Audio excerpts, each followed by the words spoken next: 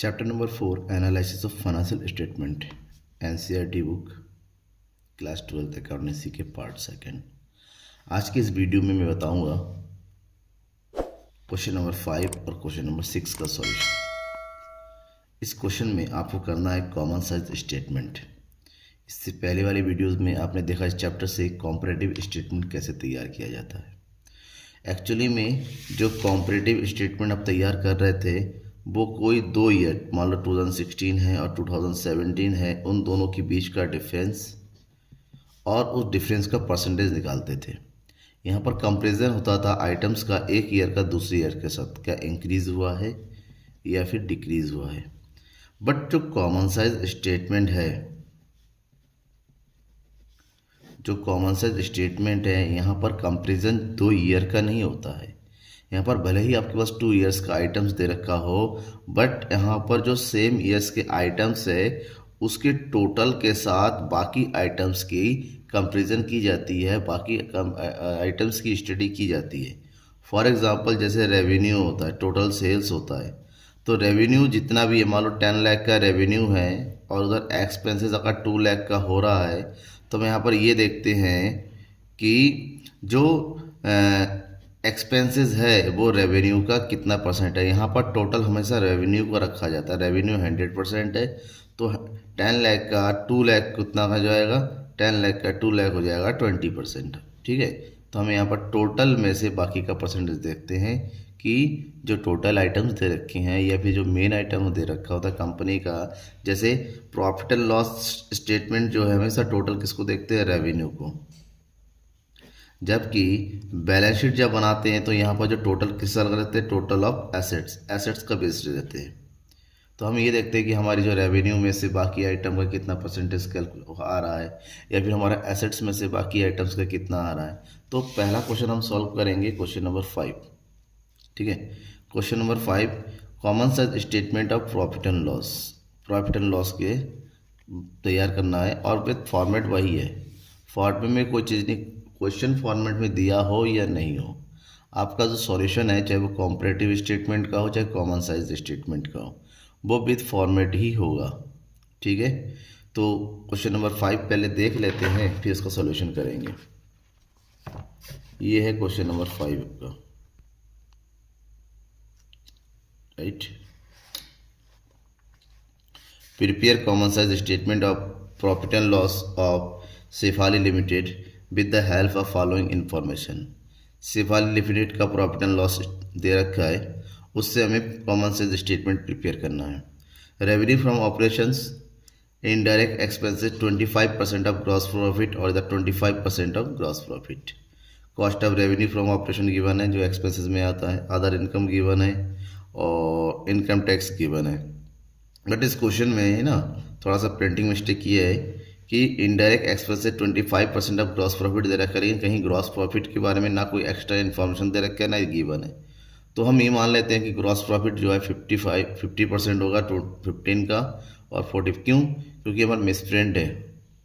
दूसरी जो बुक होती है, नई बुक जो आई है, मेरी ये बुक काफ़ी पुरानी है, जो नई बुक आई है उसमें ये ग्रॉस प्रॉफिट गिवन है। तो उन्हीं बुक से मैंने देखा कि ग्रॉस प्रॉफिट जब गिवन है तो हम इजीली इसको सॉल्व कर सकते हैं।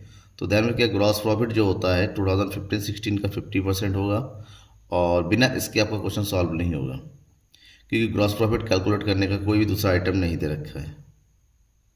ठीक है, देन ग्रॉस प्रॉफिट इज 50% और 16-17 का 45%। अब हम इजीली इस क्वेश्चन को सॉल्व कर सकते हैं, इनडायरेक्ट एक्सपेंसेस निकाल सकते हैं। ठीक है, तो क्वेश्चन को सॉल्व करते हैं, देखिए इजी वे में हो जाएगा। सबसे पहले काम तो जो है, जो आइटम्स दे रखे हैं उसे फॉर्मेट के हेडिंग के अकॉर्डिंग लिख देंगे। रेवेन्यू फ्रॉम ऑपरेशन गिवन है तो इसको यहाँ लिख देंगे, this one 6 lakh and here is 8 lakh. Percentage last में कैलकुलेट करते हैं। Other income 10,000 and 12,000। Total revenue that is 6,10,000 and here is 8,20,000। अब जो एक्सपेंसेस गिवन है वो भी लिख लेते हैं।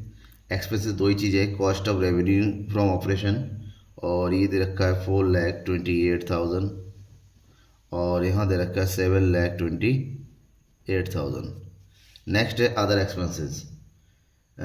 ठीक है, अदर एक्सपेंसेस मतलब इनडायरेक्ट एक्सपेंसेस दिया हुआ है 25% ऑफ ग्रॉस प्रॉफिट, और ग्रॉस प्रॉफिट दे रखा है 50%। तो हमें वो कैलकुलेट करना होगा। ठीक है, इनडायरेक्ट एक्सपेंसेस कैलकुलेट करना होगा। इनडायरेक्ट एक्सपेंसेस कैसे कैलकुलेट करेंगे? जो ग्रॉस प्रॉफिट जो होता है ना, वो टोटल रेवेन्यू में से होता है, यानी कि total revenue multiply by gross profit upon 100 multiply by indirect expense निकालना है। तो इनडायरेक्ट एक्सपेंसेस का जो परसेंटेज 25% अपॉन 100। तो अलग अलग ईयर का है, 2015-16 का कितना आ जाएगा? रेवेन्यू है 6 लाख, 50% का ग्रॉस प्रॉफिट और 25% का इनडायरेक्ट टैक्स। अब सॉल्व करना रह गया, तो जीरो से जीरो कट गया, इस जीरो से ये वाला जीरो भी कट गया। अब आपस में मल्टीप्लाई कर दिए सबको, तो कितना जाएगा? ये हो जाएगा 6 लाख, 5 6 30 और ये हो गया 30, 25 75, 25 75, 75,000। इसी तरह हम निकालेंगे 2017 का भी। यहाँ पर कितना दे रखा है? 8 लाख।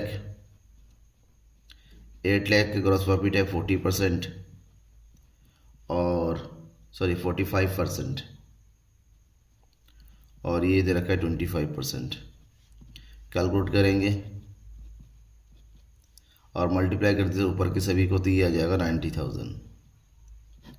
ठीक है, 75,000 और 90,000 को आप यहाँ लिख दीजिए। ये हो जाएगा 75,000 और ये हो जाएगा 90,000।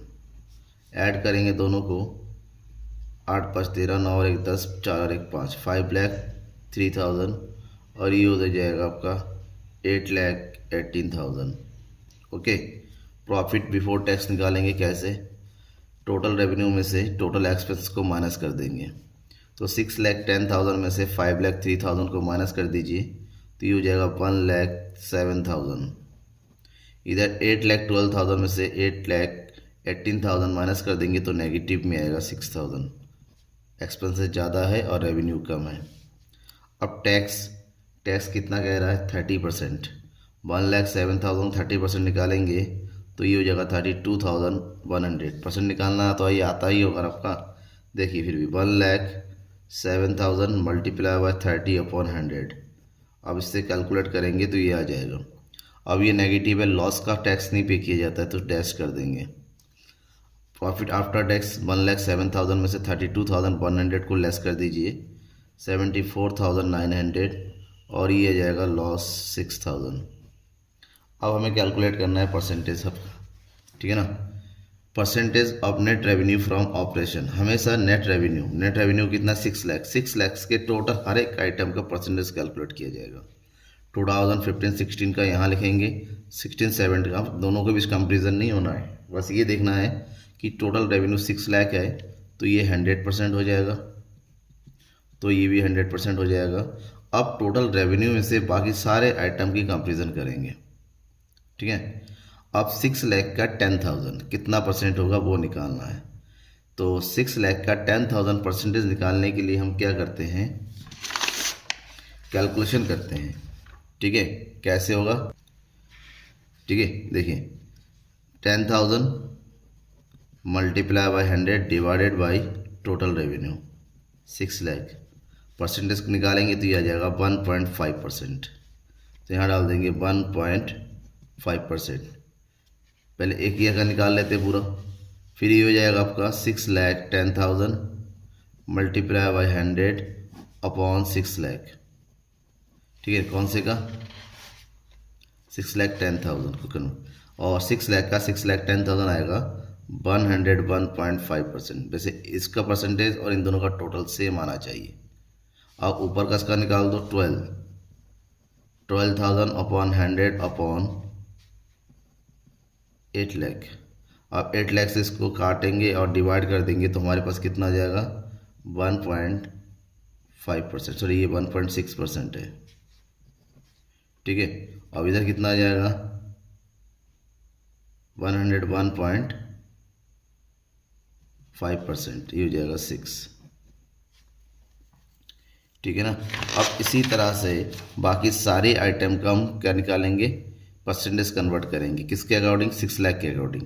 4,28,000 आया, 4,28,000 multiply by 100 divided by 6 lakh, तो यहाँ पर परसेंटेज आएगा 71.33। 75,000 को परसेंटेज में कन्वर्ट करेंगे, 75,000 multiply by 100 divided by 6 lakh. सबका कैलकुलेशन 6 लाख के अकॉर्डिंग ही होगा, तो ये हो जाएगा 12.5%। टोटल एक्सपेंसेस का निकालेंगे परसेंटेज, ही हो जाएगा 83.83%। प्रॉफिट बिफोर टैक्स का निकालेंगे, ये आ जाएगा 17.83%। टैक्स का करेंगे टोटल रेवेन्यू का, ये हो जाएगा 5.35%। और नेट प्रॉफिट का आ जाएगा 12.48%। अब इसी तरह नेक्स्ट ईयर भी करेंगे। बिल्कुल सिंपल कॉन्सेप्ट है, फॉर्मेट में लिखना है, उसका परसेंटेज में ही कन्वर्ट करना है। इसका निकाल लिया था 7,28,000 multiply by 100 divided by 8 lakh. यहाँ पर 8 लाख से डिवाइड होगा इस ईयर का, तो ये हो जाएगा 91%। 90 lakh multiply by 100 divided by 8 lakh, ये हो जाएगा 11.25%। ओके। अब 8,18,000 को परसेंटेज में कन्वर्ट करेंगे, 102.25%। अगर रेवेन्यू से ज़्यादा होता है तो 100 से ऊपर चला जाएगा, कम होता है तो 100 से नीचे ही रहेगा। 6 लाख को करेंगे, ये नेगेटिव में 0.75%। इधर कुछ नहीं है, डैश कर देंगे, बचा नेट लॉस, ये भी सेम वही आएगा 0.75%। बिल्कुल इजीली कैलकुलेट हो गया, कुछ नहीं रखा इसमें, बस फॉर्मेट का है। फॉर्मेट के बाद दोनों ईयर का अलग अलग हम परसेंटेज निकालेंगे, बेस होगा हमारा रेवेन्यू। ठीक है ना। चलिए अगला क्वेश्चन करते हैं। बात करेंगे क्वेश्चन नंबर 6 के सॉल्यूशन की। क्वेश्चन नंबर 6 का जो सॉल्यूशन होना है वो होना है आपका बैलेंस शीट का common size statement, statement of common size statement of balance sheet. ठीक है। Prepare a common size balance sheet from the following balance sheet of Aditya limited and Anjali limited. Aditya और अंजलि दोनों दिया हुआ है। ठीक है ना। Equity share liabilities, equity share capital given है, रिजर्व एंड सरप्लस गिवन है, करंट लाइबिलिटीज गिवन है। ये लगभग फॉर्मेट में ही है, आपको इस फॉर्मेट के साथ अगला करना है। हो सकता है फॉर्मेट में थोड़ा सा कुछ चेंजेस आ रहा है, वो विद फॉर्मेट आप सही से बनाएंगे और उसको पूरा करेंगे। ठीक है ना। फॉर्मेट होना कंपलसरी है, ज़रूरी है। तो चलिए इसको सॉल्व करते हैं। आइटम्स आपने देख लिया है ना, फिक्स एसेट्स का कितना क्या हो रहा है, करंट एसेट्स का कितना है। अब इसको हम यहाँ फॉर्मेट में करते हैं।